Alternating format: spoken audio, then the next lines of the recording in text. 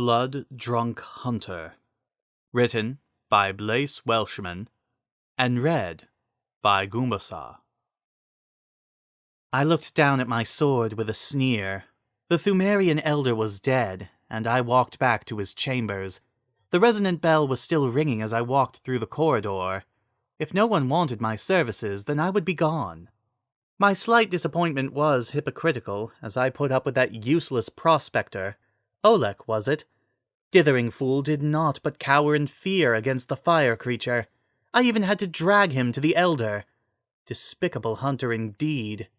I walked until I found myself at the lantern, the kirk hammer resting on my back pleasantly. Odd, since such a heavy weight as that would have had me struggling to budget an inch before I found myself in this body. I suppose the entire situation was odd.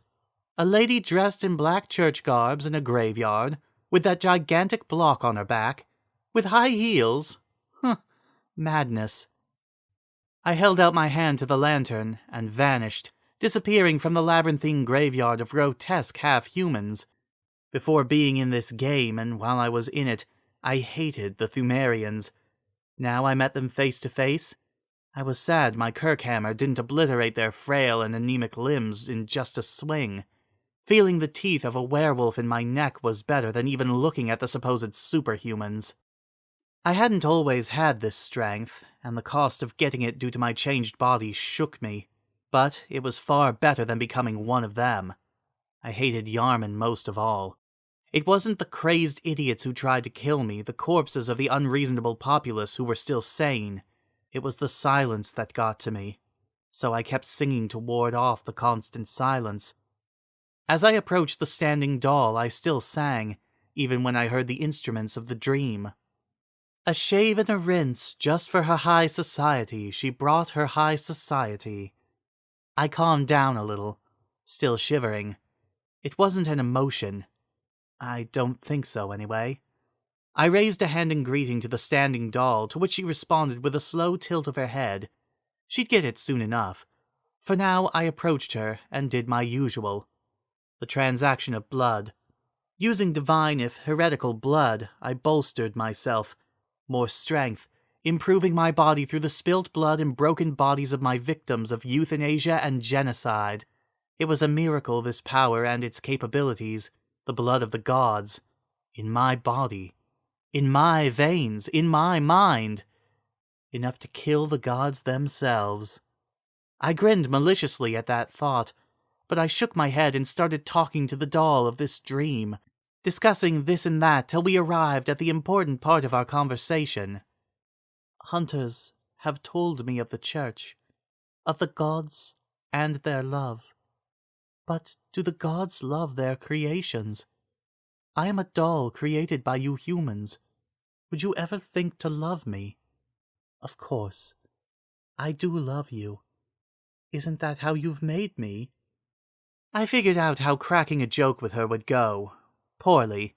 But still, I figured I'd make an attempt this time. But then I reconsidered. Yarnum got to me. Stuff like this I wasn't good at anymore.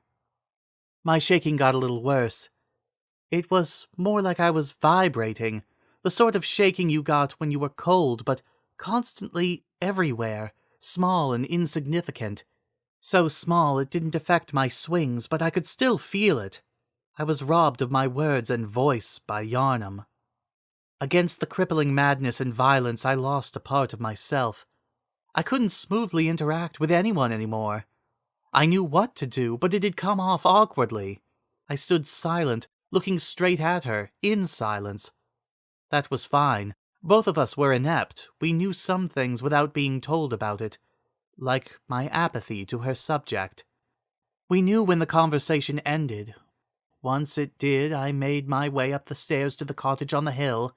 I could feel her turn her head to watch me go up, even though she wasn't in my line of sight anymore. Ah, right, I forgot to thank you. I turned to her and curtsied. Thank you very much. She returned the gesture, and I left once it ended, going up the steps till I saw him. Gehrman. I wasn't really in the mood to talk to him, but it'd do if I had to. Ascend to Odeon Chapel. That was all I gathered from our conversation. I wasn't really in the mood to listen to anything else. I went through the other door and took a right, careful not to trample the flowers, and went forward. I found a nice patch of dirt and laid down. My ultimate comfort. Since starting this, I've never had the chance to lay down. Always stood up and fighting monsters and beasts.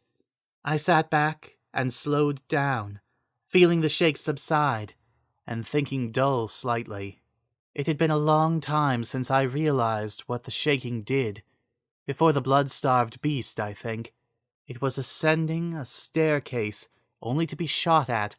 I walked out of the way of it since the 2 dogs up ahead were more of a threat. As I pulverized his body, did I only piece together everything. The shaking was just me moving quickly. Musket or not, it was still a gun. Then I outpaced Dirge's Gatling gun. Then I discovered the next improvement on my body. Quickening, a lost hunter art.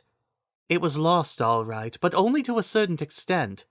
Quick dashing into Jura as he fired his church gun, I realized what I had done once I reached him, quickening minuscule parts of myself to let the bullets pass through me.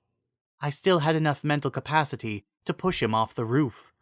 Faster body, faster thinking, turning bullet-sized parts of myself into mist, a finger strong enough to pierce the skin, meat and bone of anyone without the godly blood coursing through their veins. My body was a machine. I was never left gasping for breath, and never hungry nor thirsty. Except for the metaphysical hunger within me. I had intended to wear the church garb to better display my hypocritical nature. To wear it as I ripped apart an insane denizen with the beast claws. Now I had an unending thirst for blood and victory. I wanted to conquer with bloodshed. I stood back up, and both shelved and embraced my wants, shunting my bloodlust for later. Who was next? Go deeper within the graveyard of alien freaks, or rip apart another creature in Yarnum? The eye of a blood-drunk hunter also lay within my left palm, rolling around and spreading some liquid on my palm. It must be time. I could feel it. Amygdala was within my grasp. But was it worth it right now? Perhaps. I rolled the eye around some more before I started playing with it in the mud. Red hair obscured my vision a little. I played with it some more. I was always obsessed with texture. The right amount of fluid to squeeze out while being delightfully firm. I got on my knees and kept playing. Dragging it through the dirt was fun. You got to fill in parts of it with dirt and mud and soil. The best part was that there was always fluid for it to give. And if you did it just right, it was like it was crying. I began to nibble at it with my molars. Left, right, who cares? I started biting down on it from all sides, like an encircling army drawing something in deeper. It was completely inside my mouth now, getting chewed by all the teeth. I swallowed. The end.